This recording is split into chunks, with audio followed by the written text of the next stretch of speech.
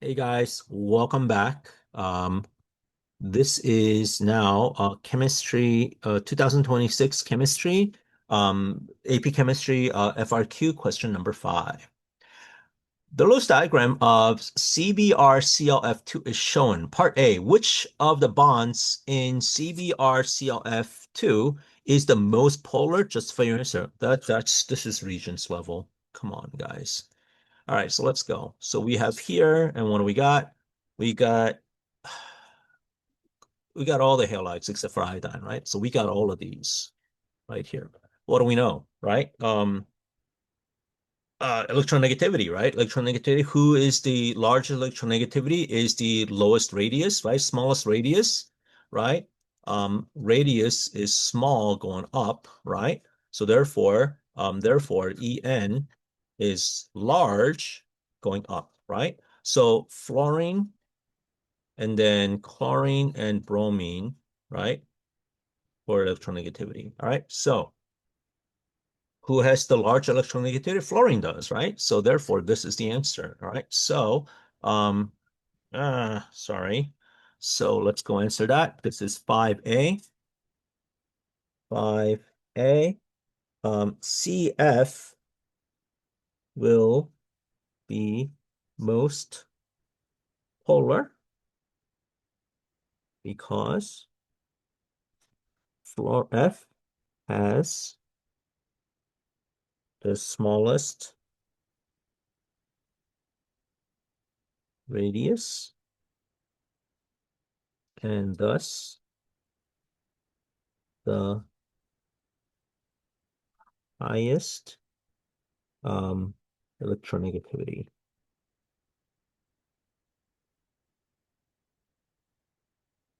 Okay. Uh, let's see if they want us to use Coulomb's law. Should we use Coulomb's law or should I not use Coulomb's law? We could use Coulomb's law, right? So we could also say that um, smaller radius. Um, actually, let's not write that. Let's write according to Coulomb's law, right? According to Coulomb's law, right? Electromagnetic force is inverse inverse inverse function of the radius squared. That sounds good. All right, let's go to B. A is done. Let's go to B. In a molecule of CbRClF2, the F to C to F bond angle is 106.8. BRC to Cl bond is 112.3. Explain the difference in bond angles using principles of atomic structure and Vesper theory. All right, so let's take a look. It's the same, it's the same answer, right? Really, it's the same explanation. All right, so let's see. It says explain the difference in bond angles, right? So we would say going back, right? We're looking at FC to F versus BRC to Cl, right? We know that um, F is the smallest radius. Therefore, F to a C to an F will have less repulsion between the electron cloud or shells of the two F atoms, um, which causes the bond angle to be smaller than, hey, what's the default for tetrahedron?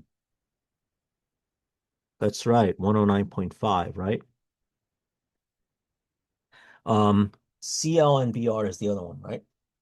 Br and Cl have more shells than F, thus larger radii and electron cloud. Therefore, Br2C to Cl will exhibit, I was doing so well, will exhibit greater repulsion, right?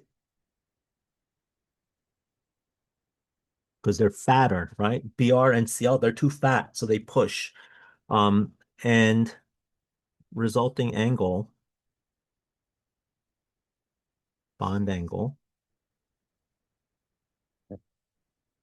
will be greater than 109.5, which is what we see here. Okay, that's it. That's B. You just have to know it. Sorry. You either know it, you don't know it because of radius. Lewis diagrams for boiling points of blah, blah, blah are given shown. Clearly identify all the intermolecular forces in CBr4 and CBr-Cl2. All right, so here we go. So CBr4, what do we know? It's perfectly symmetric, right? So what do we know about symmetric? Nonpolar covalent. So for C, right, CBr4 is nonpolar covalent. So it's nonpolar covalent, right? Only London dispersion force.